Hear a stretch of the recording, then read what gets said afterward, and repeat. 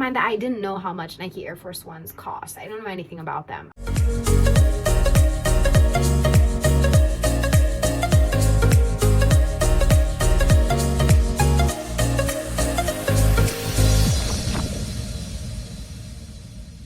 Story time I have for you today, it's as usual 100% BS free. It's 100% fact checked by myself.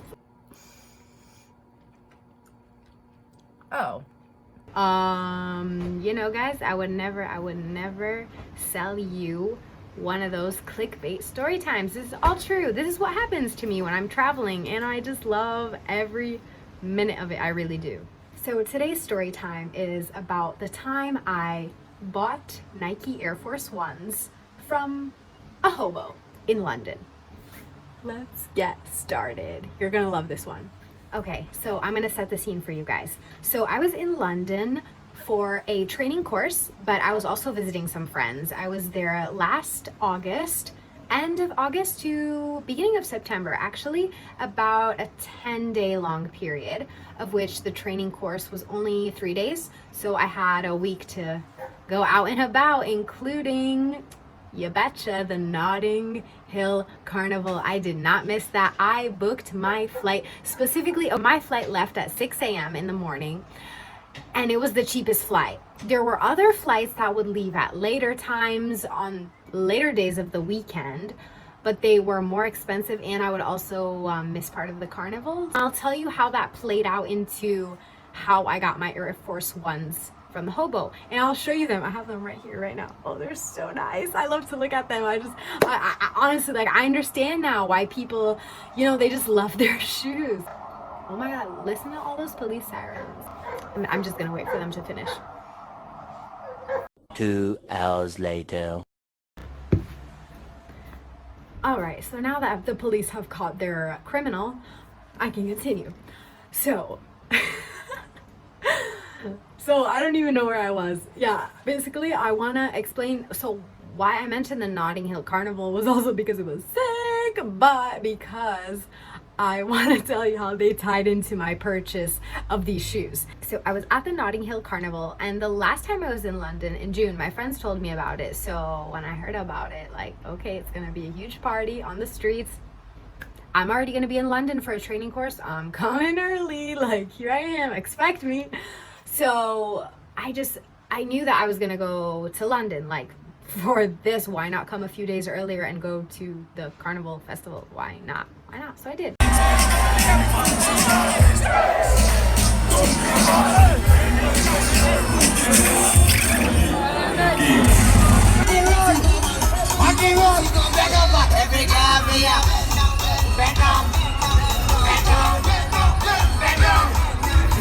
I brought only one pair of shoes with me, which were these white high top sneakers. I bought them about 3 years ago, and they're white, and I was wearing them at the festival, outside, drunk people, intoxicated people all over the place, stepping on each other, you know, dirt and grime, and like everything was there. So my shoes, they got so disgusting. There was no hope for them, and they got ripped apart because we were walking a lot, you know, walking, dancing, whatever. My shoes got destroyed. Okay, so I said I wanted to buy a pair of new shoes anyways. While I was in London, I was scrounging around secondhand shops, malls, outlets, shoe stores, everywhere. I just didn't find anything that really resonated with me. I know that sounds weird, because I did find a lot of amazing stuff. I love London secondhand shops. Oh my god, they're so freaking good.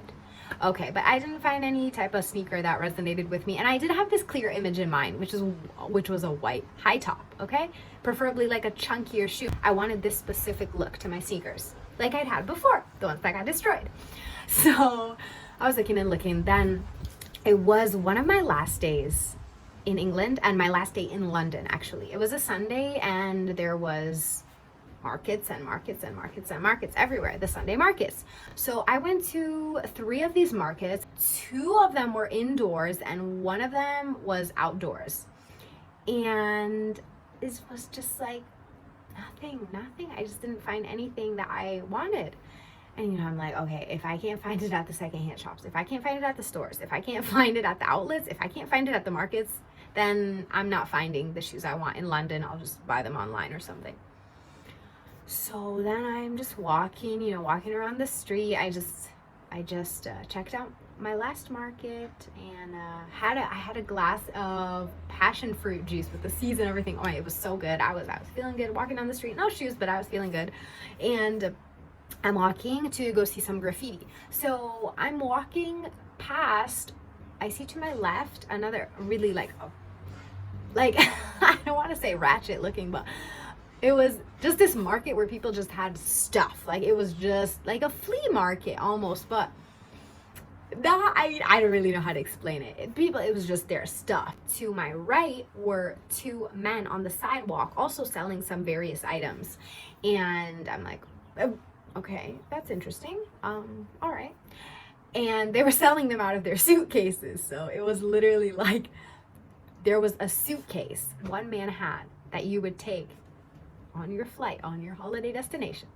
And this man inside the suitcase had like a random jacket, a PS3 game, a CD player, like a Care Bear, one sock of one color, one sock of another color. It was just a random shit, okay? So I just walked past. I saw some white sneakers, but I thought, there's nothing in there for me. I'm just gonna keep going, find some shops or a mall.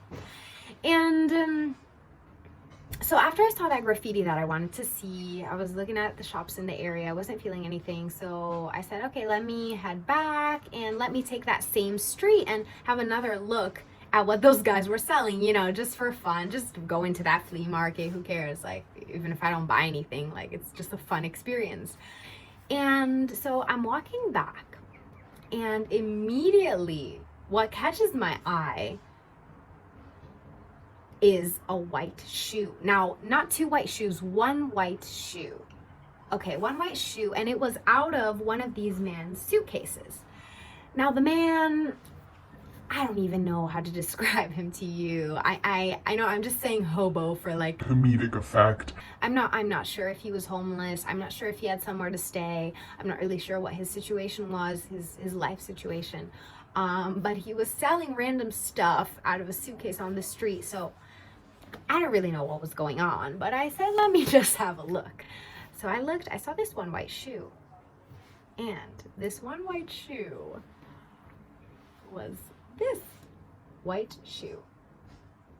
Now, I saw this one white shoe and I thought, okay, that's a nice one, but where's the other one? So I was kind of trying to talk to this man, but he was like looking over here. He was like walking over there. He was talking to someone else. He was yelling at someone else for stealing their stuff. He was yelling at someone else for not watching their stuff, and then it got stolen. He was just like all over the place. He was having a lot of conversations. He was a very good multitasker, that man. He was good at multitasking. But eventually I got his attention and I said, do you have the other shoe? And he said, yeah, he pulled it out. I don't know where it came from, some pocket of the suitcase, or maybe it was behind the flap, or maybe I had just hadn't seen it. But then we had the second. So we had two shoes. I go to try them on, and I'm like, oh, please, like, let them fit, let them fit. I wanted to have, like, that Cinderella moment, like, please let these Air Force Ones fit. My God. And they did not only fit, but perfectly. All right? Not too big, not too small. They are perfect. And I thought, okay, great, that's good, that's great. Two shoes. The problem is I have 8 pounds in cash. 8 pounds, okay? Thanks, Obama. So I said, damn, okay, these shoes are really nice. What should I do? What should I do? Should I ask how much they cost? And if I don't have the money, then would I barter down to a lower price? Would I go to an ATM? I said that my personal limit was gonna be 20 pounds. Now, keep in mind that I didn't know how much Nike Air Force Ones cost. I don't know anything about them. I just love the look of the shoe. I love white sneakers. So I can get them dirty at carnivals, but it's fine. I thought, I'm just gonna ask him, just ask him. And if it's out of my cash budget, then I'll just go to an ATM. I'll find an ATM somewhere. I don't know where, but I thought, yeah, I'm gonna go for these shoes. So I ask him, and he's like, you know, he's like talking to me, but like looking over here, but like doing some gestures in this direction. And he's like, yeah, honey, or yeah, sweetie, something like that. How about 4 pounds? I was like, 4 pounds. Like, I asked him back. I was really shocked. Like, I expected him to have changed his answer or have said like sorry, I meant 40 or I meant 14 or something. So I'm like, 4 pounds. It was just like one of those moments when you're like, you don't know if this is happening how it's supposed to happen. But then I was like, I ain't questioning it. This man, I don't know what he does for a living. I don't know where he comes from. He's hustling. He's selling everything from like an old coin to a dusty magnifying glass to like stuffed animals. I'm buying those shoes. And bless his heart for saying 4 pounds, because these shoes actually retail for $100, which is, I don't know, maybe about 75 pounds. I'm not sure what the conversion rate is now. But yeah, so that was my purchase. That was it. I gave him like 4 pounds in coins, the kind of last scraps of my wallet, and there I was, and he was happy. He didn't, nothing. He just like went back to talking to himself, and I got myself these bad boys, which I got in super good condition. If you can see, any dirt you see is anything that I have done in the past few days when it's been rainy. These shoes were in excellent condition. That's why I think he stole them. Like, no one was gonna donate these shoes. Maybe they would, but nah.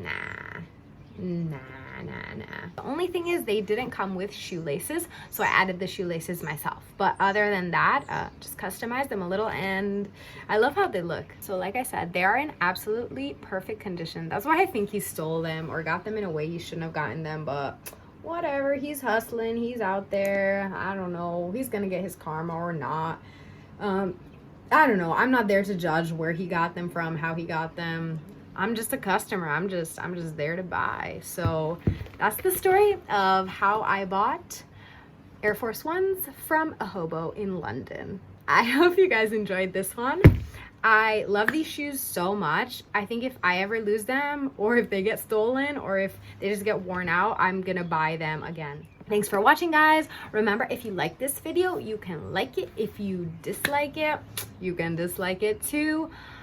If you want to subscribe, that would be really cool. You can hear more awesome story times like this one. I have lots and lots for you, okay? Thanks for watching. See you guys. Bye.